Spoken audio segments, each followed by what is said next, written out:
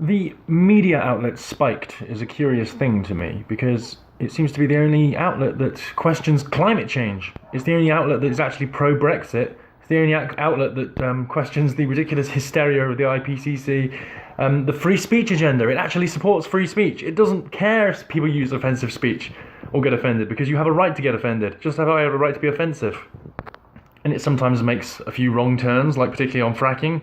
It said, time to get on with it, get the protesters out of the way. I know the protesters can seem annoying, but the whole agenda is about poisoning the water, the aquifer. That happened in New South Wales, in Australia, and now the families there are living on a gas field, and they can't sell their houses because their house value goes down to nothing. So, for all you right-wingers that are concerned about the economy and getting on with fracking and getting self-sustained with energy, etc., with fracking, your house value is going to go down to nothing because no one wants to live on a gas field. But that little fact seems to have eluded the Spiked writers. This particular writer, I can't remember the one it was, but, media can't be everything that you agree with. But the problem is that media now is propaganda, and it's nothing I agree with. If there is the odd bit of truth coming out in some forms of media, then that's wonderful. You can't possibly agree with everything that media says.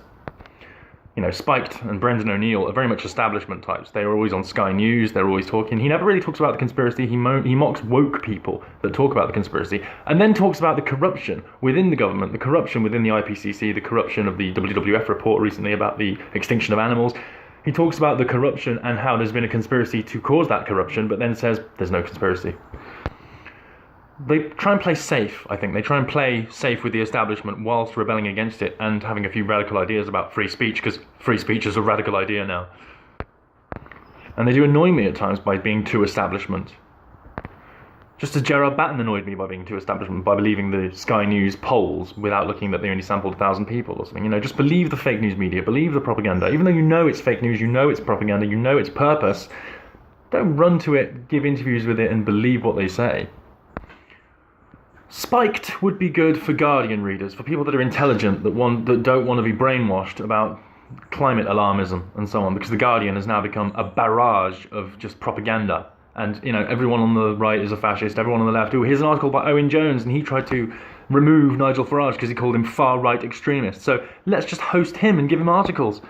This far-left extremist that moans about people being moderates and centrists because they don't do anything to stop the far-right. It's just the far-left, like Mao, isn't it? Because Mao and Stalin were so wonderful, weren't they, Owen? But I said this before, this is the problem with the so-called liberals now, that they're illiberal, they've adopted illiberal positions, and that is why they are censorious. That is why they don't like freedoms that we had now. That's why they're the ones that are closing society down. Everything's offensive. If you make a private joke about a vegan, you'll lose your job even if you're a top boss at Waitrose. If you're on TV and you say something about how transgendered people don't dress very well and they look ridiculous, you'd probably lose your job as well, because that would be hate speech, even though it's true. It's absolutely true. They look stupid. And women aren't impressed when they see men that say, oh, well, I should be called a woman when I wear a dress. Yeah, that's the definition of a woman, isn't it? Someone in a dress. But trans activism is misogynistic, and the LGBT establishment has got behind the trans activists because they are misogynistic. They are a patriarchy. Right? It's the men that started gay pride. It's the men that started all this stuff. They don't care what happens to the lesbians. They don't care what happens to the women. They only want the trans. They only want the men. It is a patriarchy, the LGBT. Just like Islam. Funny that they get on. The LGBT and Islam are far more patriarchies than real life, than what we're told is the male patriarchy and toxic masculinity. That's not a patriarchy. There's more women's rights in real life than there is in Islam and in the LGBT. So why do they purport to be so tolerant and inclusive when they exclude so many people, especially their own community? It doesn't make sense. Why don't you think for a second, you LGBT drones? Or you Islamo-fascists? Why don't you think for a second that your religion is misogynistic? Because it is. Why don't you think for a second that it's homophobic? And why do you think that your religion is tolerant? Or that tolerating it would be a good idea for freedom? Because it wouldn't. Anyway, I started this talking about Spiked. My guess is they're going to have to walk a fine line when it talks about Islam, because they're not going to be associated with the far right. They're not going to be singing Tommy's virtue, whatever.